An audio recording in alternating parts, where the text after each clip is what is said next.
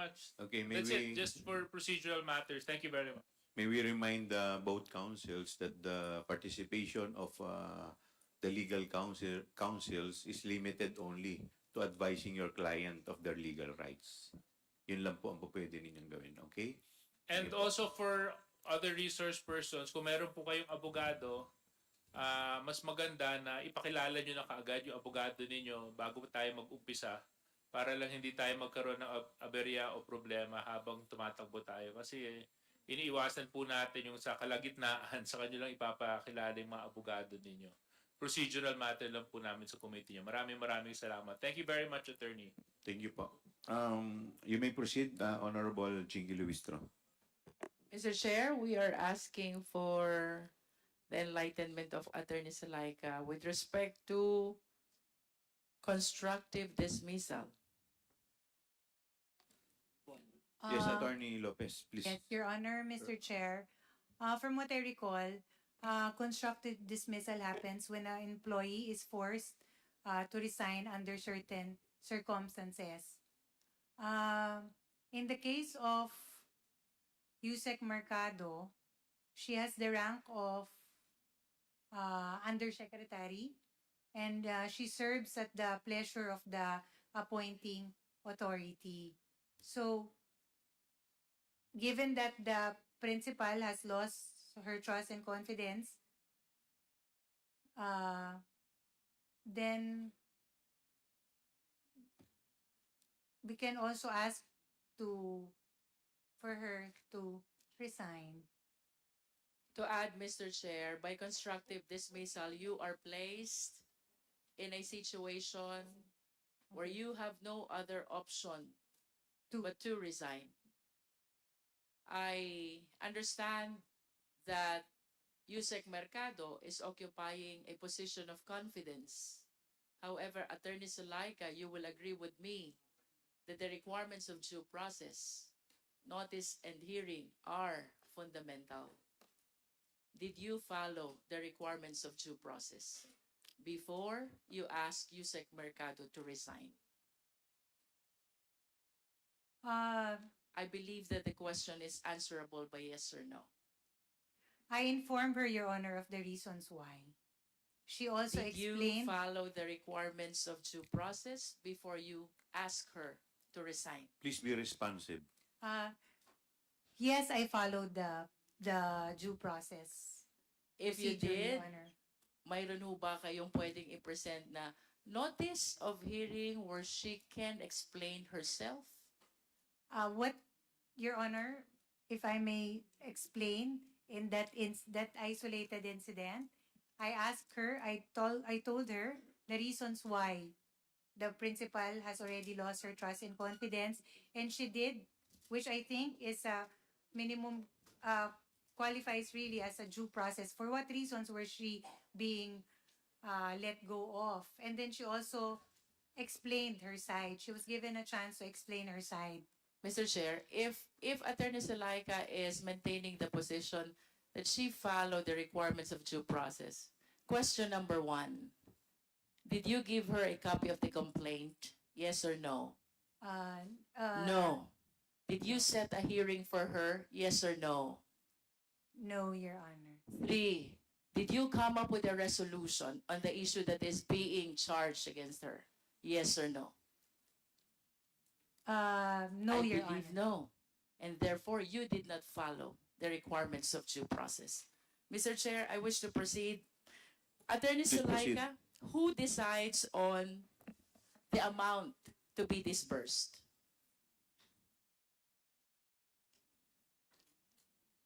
To guide you, we are leading to the confidential fund of the OVP.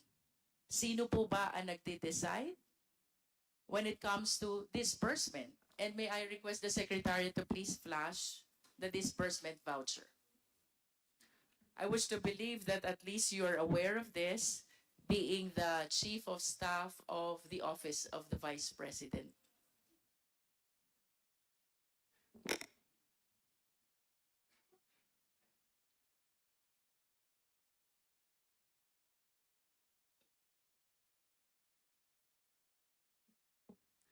Can you please enlighten us, Attorney Salaika? Who decides?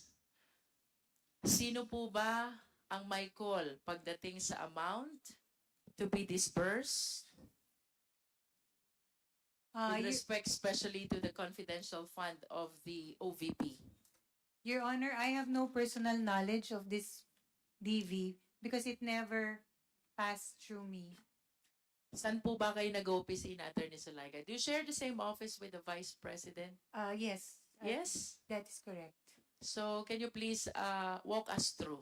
Ano ho bang itsura ng opisina nyo? Nasaan po ba ang lamesa nyo in comparison to the table of the Vice President? Your Honor, the Vice President, is not in the office 7 days a week or 5 days in a work week, Your Honor. In other words, sino po ang nagdadala ng mga disbursement voucher sa ating Vice President? I think, ma'am, the question is best directed to the Director for Finance and Admin. Hindi po ba kayo ang nagdadala ng Hin- disbursement voucher? Hindi po, Your Honor. But at least can you confirm to us that with the signature of the Vice President affixed in the disbursement voucher, she's the one who has the call in terms of disbursement? Yes. Your Honor, I have no personal knowledge, so I am not the best person to answer the You've question. been with the President since, The Vice President. with the Vice President since her time as Mayor of Davao. That is 2010. Tama po? Yes. And you're very much familiar with her signature. Tama po? You're very much familiar with her signature.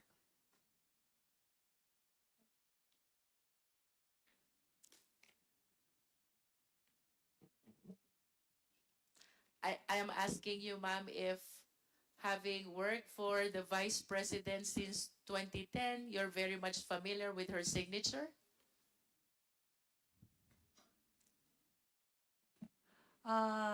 Yes, Your Honor, but And would you confirm that the signature affixed in the disbursement voucher is the signature of the Vice President? Your Honor, may I know if this disbursement voucher came from the OVP? Maybe we can ask the COA to confirm if this is part of the documents of the OVP. Attorney Camora? Attorney Camora, you are recognized. This is the one who submitted to them. Yes, Mr. Chair. With that confirmation, would you confirm that the signature belongs to the Vice President? Your Honor, Mr. Chair, if these were the documents submitted to the Commission on Audit, if this were the documents, then that would be the signature of the Vice President. And it is because of this disbursement voucher that the succeeding slide, the check was issued in favor of Gina F. Acosta. Would you confirm that? Attorney Salaika? Pakisum po nung check. Secretariat, kindly zoom the check. The next slide, please. This one is the voucher.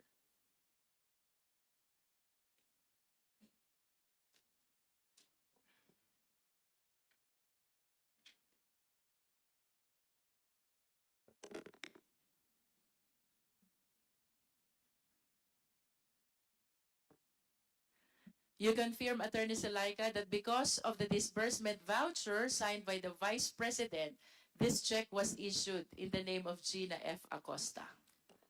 Your Honor, Mr. Chair, I have no personal knowledge as regards this one because it never really passed through me. It is signed, I understand, by Director Sanchez and Mr. Ortonio. Hypothetical tayo, Attorney Salaika. Kapag nag-i-issue ng voucher, anong kasunod? Check, Your Check. Honor. Without specific reference to this check. And then let's go to the utilization of confidential funds. Secretariat, kindly flash the accomplishment report.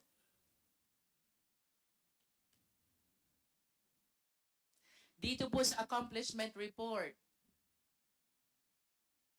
naka-itemize ang expenditures from the 125 million spent on the last quarter of 2022. Ito po yung ginastos in 11 days. Can you please enlighten us? Sino ho ba ang nagdi-determine nitong mga information na bibilhin? Your Honor, I have no personal knowledge as to the disbursement or utilization of the confidential funds. My job and my role really in the Office of the Vice President is confined to certain areas, primarily operations. How about with respect to the payment of reward? Who determines who will be given reward? I have no information as regards that, Your Honor, because these are documents that they really did not pass through me. How about with respect to the rental of other incidental expenses relative to the maintenance of safe houses? Who determines this? Hindi ko po alam, Your Honor. Hindi nyo rin po alam. The purchase of supplies. Sino po ba naglilista ng mga bibiling supplies? Your Honor, I have no personal knowledge. Next, the provision of medical and food aid. Who determines who will be the beneficiaries of this medical and food aid?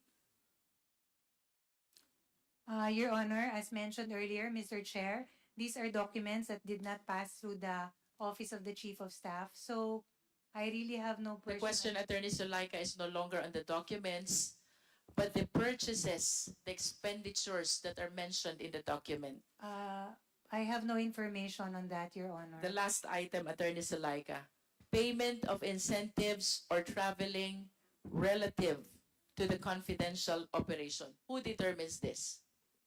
I have no information, Your Honor. In the previous hearings, Attorney Zulaika, General Mempin testified. And he said he has no knowledge about this.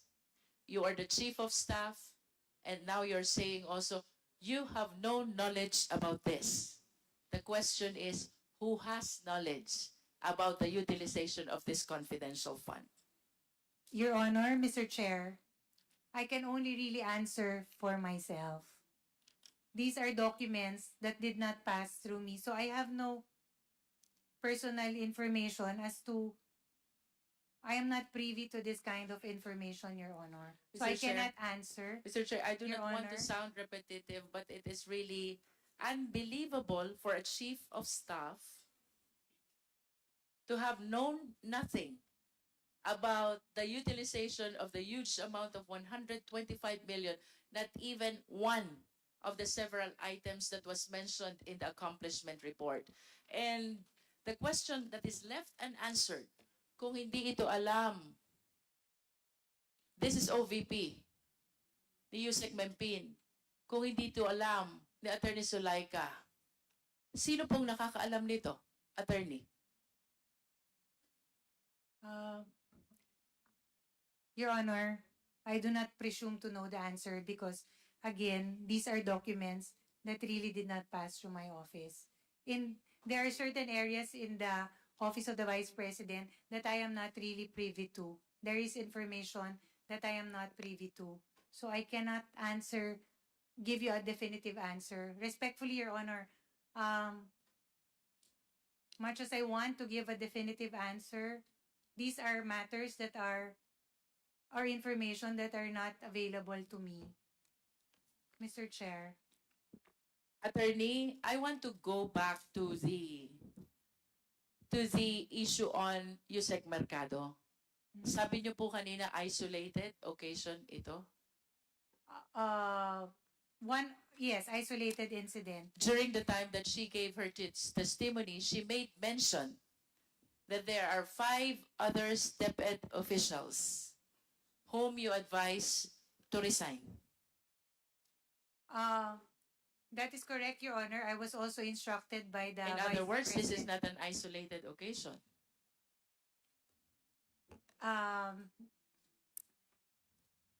It's a task, Your Honor, that I do not do as Chief of Staff on a regular basis. That is what I meant. These were instructions that were given to me by the principal, primarily because she said that it cannot be Michael Poa who will handle it because it will already create friction among senior officials in the Department of Education. It was a task that she gave me, which I fulfilled and did, Your Honor. I just want to remind you, Attorney Salaika, of your statement, initial statement, that there was never an occasion that you meddled with the operation, program, or project of the Department of Education. And then we made mention about Yusek Mercado. You said that this is an isolated occasion. Yeah. Now you admit that there are 5 other DepEd officials whom you advised to resign. Do you honestly believe na kung 6 na sila, isolated pa yan? When I say isolated, ma'am, I use the term in a manner that it is not something I do regularly. It is only upon instruction of the Vice President, Your Honor, Mr. Chair, because she was also at that time the department secretary. Can you please enlighten us? Who are these 5 other DepEd officials whom you advised to resign? I think, Your Honor, 4 lang po sila. And the 5th is Yusek Mercado? No, I think the 4th is Miss Mercado, Ma'am Mercado. Mr. Ablan, Mr. I forget his name. I think Mr. Arnuco. Mr. Come again? Arnuco. Arnuco. Mr. Arnuco. And the head for legal, I forget his name. I think Attorney He's a lawyer. Attorney Brady. I wonder what made you ask him to resign. Is he the legal head? During that time, yes, I think, because he had the rank of USEC, I understand. And the 4th is Yusek Mercado. Yes. Can you please state in brief, what is the reason for asking Ablan to resign? That one, I think it is still the same, Your Honor, loss of trust and confidence. Arnuco, the same? Yes. Attorney Bradit, the same? Yes, Your Honor. And Yusek Mercado, the same? Yes. Loss of trust and confidence. This notwithstanding, I am inclined to believe, Attorney Salaika, that what happened to Yusek Mercado happened also to these 3 other DepEd officials. No copy of complaint, no schedule of hearing, no resolution or decision explaining why you are asking them to resign. And therefore, what you did to them is constructive dismissal. Again, Your Honor, may I just clarify for the record, it was an instruction by the Vice President. She instructed me to call them and let them know that she has lost her trust and confidence in them. Mr. Chair, my last question is about the notarized certification by Attorney Abelia. Secretariat, kindly flash the certification of DepEd Confidential Fund 2023, first to third quarter, and then OVP 2022 Confidential Fund, as well as OVP 2023, first to third quarter. Mr. Chair, I wish to manifest that this certification were used in support of the accomplishment report. And this certification were notarized by a certain Attorney Abelia, whom I understand was invited also but did not appear in today's hearing. Tama po ba tayo, Secretariat? She's one of those who did not appear in today's hearing. Nevertheless, Attorney Salaika, are you aware of these documents? I am not aware of this document. It's only now I see it, Your Honor. Tataka lang po ako, Attorney Salaika. You are the COS who therefore is assisting the Vice President as to the documents that she should sign and she should not sign. Ang dami po ng pinepirmahan niya. And I thought that it was you, being the chief of staff. I do not understand kung bakit you did not assist her at all in all these important documents concerning the utilization of confidential fund. If you're saying again that this did not pass through you, sino ho ba nag-a-assist sa ating Vice Presidente sa mga ganitong dokumento? Your Honor, this is the first time I see it. I would not know who is the one who was assigned to give it to the Vice President. Attorney Sulaika, I'm about to end my interpellation. These are seven documents. And I wish to manifest, ang opisina po ni Attorney Abella ay nasa Santa Ana, Manila. Ang opisina po ng OVP ay nasa Mandaluyong. Ang opisina po ng DepEd ay nasa Pasig. The Vice President is one of the signatories in all these 7 documents. Can you confirm to us if the Vice President personally appeared before the notary public when these documents were notarized? Your Honor, I have no information on that. Respectfully, Mr. Chair, I really have no information. I on just it. wish to manifest, Mr. Chair, that under the rules, when a notary public is notarizing documents, the signatories are supposed to personally appear during the time that the documents are being notarized. And I find it strange that the notary public is located in Manila, the OVP office is in Mandaluyong, the DepEd office is in Pasig, and it is quite hard to believe that the Vice President instead, really took time to be able to appear to the notary public, Mr. Chair.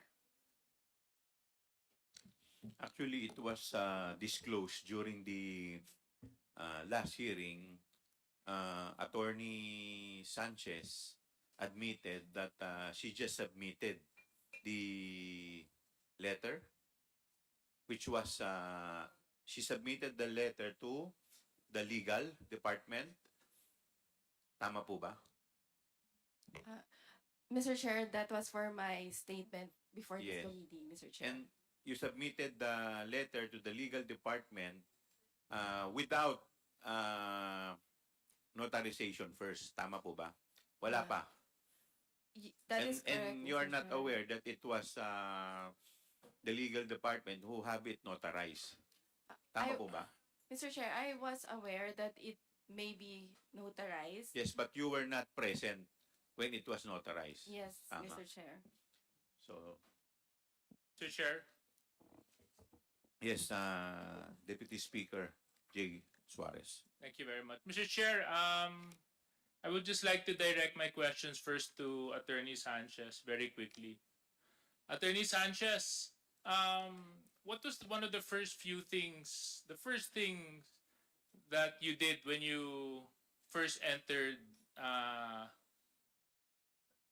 the Congress, the committee hearing? I took an oath, You Mr. took Chair. your oath, no? Sinabi nyo dun sa oath nyo na magsasabi kayo ng katotohanan, na hindi kayo magsisinungaling, tama? Yes, Mr. Chair. And I would like to assume that you're sticking by that oath. Yes, Mr. Okay. Chair. So let's just go back a little bit in memory lane, Attorney Sanchez. When we last had the chance to converse, ito pong November 11, babasahin ko lang po itong transcript natin. Nakasulat po dito, Ms. Sanchez, Mr. Chair, based on documents, you mentioned that you have no details about the confidential fund. You Yes. mentioned that you have no information or knowledge about the confidential fund. Is that correct? Yes, Mr. Chair. You also mentioned that although you are part of the planning, the actual liquidation and utilization, wala po kayong kinalaman. Sinabi niyo po yun. Mr. Chair, for the planning aspect, Mr. Chair, I was only the signatory as noted by in the fiscal and financial plan. But as to the specific details, And Mr. then, Chair, yes, I have and then no knowledge. I mentioned, kayo ang finance and administrative officer. You have full knowledge and control over the operations of the Office of the Vice President. That is part of your responsibility. And I stressed the question. My question was, who has knowledge and information over the confidential funds, the utilization and the liquidation? And you mentioned that That Mr. Chair, based on the documents, I would presume it would be the Special Disbursing Officer.